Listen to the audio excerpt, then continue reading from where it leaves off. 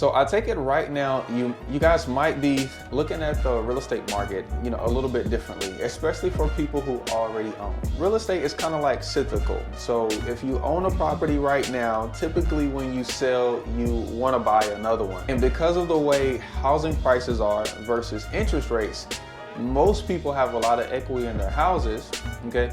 But they don't necessarily want to sell because it will be extremely hard to get the kind of loan that they have right now.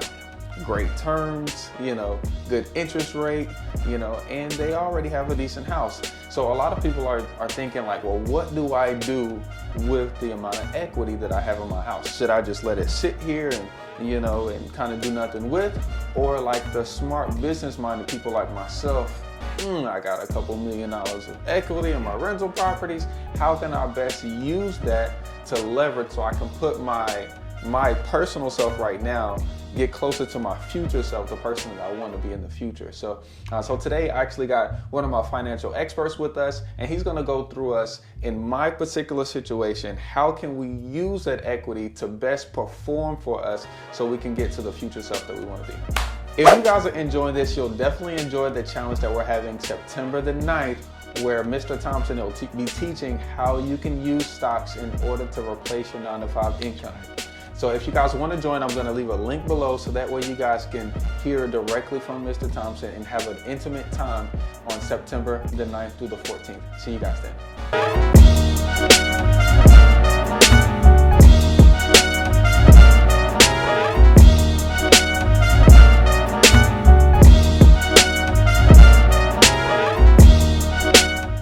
What's up guys, it's Sawan Belcher. This is me taking action right here on YouTube. And if this is your first time being here, go ahead and drop the like button, go ahead and hit the subscribe button, because here we talk about how to make as much money as possible during a 30-day period of time while you cherry pick the very best real estate deals for yourself. And today we're actually going to kind of swing that a little bit and talk about how we can use some of our appreciation, our equity, and turn it into some paper assets, into the stock market. And today I got my friend Mr. Thompson with us. And introduce yourself, my brother. Hey, my name's William Thompson, again, retired CPA, but now I'm a cash flow strategist. And like I often say, Sawan, my whole thing is to find what people have in their lives and show them how to create money. Innovative cash flow ideas, everything from taxes to basic real estate to stock market to online business. Everybody has some way to make money, and it's my job to help you find that some way. Absolutely. See, some people actually have money and don't know that they have it. No doubt about it, man. No doubt about that. A lot of people always talk to me and they'll run down their scenario. Yeah. I like to get a clear picture of what people really got going on. There you go, man. And so some people will have money in a 401k, or they're already own a house, or they got a line of credit for whatever reason, but never knew how to use it. Currently, right now, I have about $3.5 million in loans, but value-wise, I have about $9.8 million. Value-wise, But I've been, like I said, I'm trying to figure out how I can use this thing. How do you see someone like myself being able to diversify and pick up paper assets, with what I already have? I love it. I love it. To me, two of the most powerful financial concepts in the world. Number one is cash flow. And that's just simply saying what I have coming in minus going out. The bottom is cash flow. That's number one. And number two, right behind is what's called leverage. Absolutely. And I believe that when you leverage, or when you monetize your assets, I believe this principle here is that you only borrow when the return is greater than that which you borrowed. Facts. I love using other people's money. And tied to your question, there's a couple of ways to go.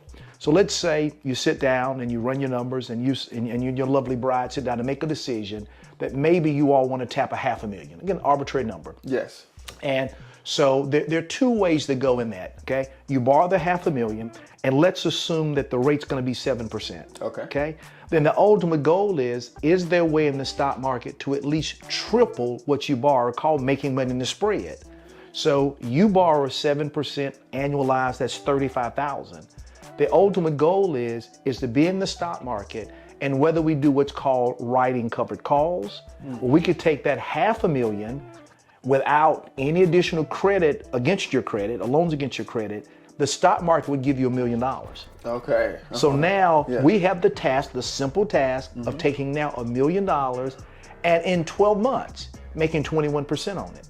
Absolutely. So we'd find the best of the best stocks. Every name, even your wife would recognize. Even your older child would recognize Microsoft, or would recognize Google, or would recognize other things like that. Netflix. You guys probably have Netflix in your house? Yeah, absolutely. Okay? Yeah. So again, thanks for on all of the Airbnbs. Thank you. Like I said, he's profiting one of my companies, wants some Netflix. But my point is that $1 million now. The goal is going to be to 3 times that money. Yeah. So if we simply be very conservative and we write covered calls whereby we simply buy 100 shares of certain stocks and we simply rent that stock out with the goal of getting 21%.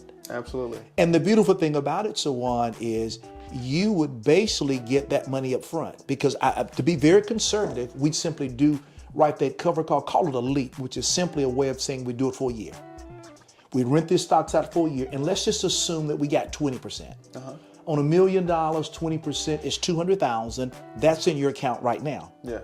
We then take that $200,000, set aside $35,000 for your interest payments or whatever, and you and your lovely bride would keep $165,000 right now. Perfect. Okay. I see. Now that's the conservative way. I see. And again, he ain't the most conservative guy, but he's good at what he does. I see. See, you just answered a lot of questions that went on through my head because somebody, in a situation like this where they have a home or a couple houses and they wanted to leverage them, they're going to use like a home equity line of credit or a second mortgage, and it's going to come with payment and interest. That's right. And so now the good news is when you do those, it'll almost be like, they're like almost like a checking account. So you can deposit that money into your account, right? And then you can move that money over into, I guess, your brokerage account. Right. That's right. Okay. Yeah. And so how do we, how do we make sure that the payments that we're going to have, is there certain numbers that we need to make sure, how do we make sure that I know I'm going to be able to cover my mortgage at least, from making this endeavor? Because this is somebody's, first time or second time. How do we make sure we kind of, what are we doing? What are we doing exactly? See, the beautiful thing, anytime you do, I use the word covered call / leap, when you do that conservative trade, you get all your money up front. Okay. So in the example, if we had $1 million on the table, and if we got 20% and we tied our money up for a year, we can't roll out of it. We could remember, never enter a trade without having an exit plan. So we have an exit plan. You get that $200,000 like right now. Okay. You then can say, okay, I'm going to pay payments of roughly $2,500 a month. Absolutely. I'm then going to put $30,000 into a separate account, put it on automatic draft so I know, and my wife knows, my wife knows that the payments are there for a year. The other $165, I'm going to reserve some of it, and I'm going to look for another opportunity. So again, the beautiful thing is, in that conservative way, I'm getting all my $200,000 up front right now. I see it. Okay. I see it a lot. Okay, now my question now is, we went ahead and set that aside. We got cash up front now. Okay. Now what happens in a year? Do we still own that amount of stocks? Great question.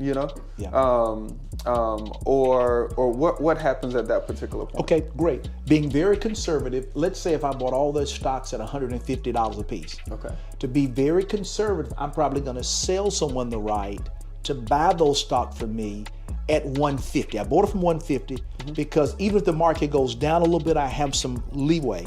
The odds of those stocks being more than $150 is substantially good.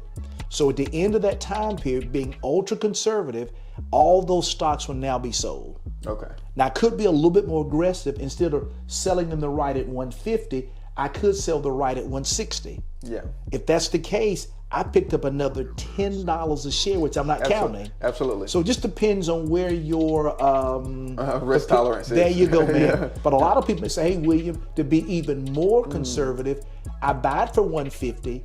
Let's sell someone the right to buy them at $140, and instead of me making $200,000, I make $180,000. Absolutely. See, the stock market gives you that flexibility. I see. And because I'm buying different stocks, I could have some at the price I bought them at, some a little lower, and some a little higher. I see. So I'm talking about diversification within diversification. I see. So essentially at that end of the year, you know, let's say I'm very conservative. I bought at 150. I sold my rights at 150. At that end, essentially I have control of all of my money that I originally put in. That's it, man. Ooh, that's sweet, beautiful. actually. Yeah. That's sweet. I like that. Yeah. And then knowing you see with that extra money, Yeah. you may take the 100,000 profit that you got right away and probably go out and find a flip. Absolutely. So again, you double leveraged your money in the stock market and back to real estate. Absolutely. So, Oh, I love that. That's actually really good.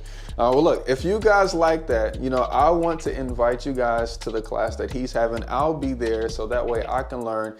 And really, what I want you guys to understand that is, you know, these are tools. These are bullets in your holster. Not necessarily things that you might want to use now, but things that you can know that you can implement when you're ready.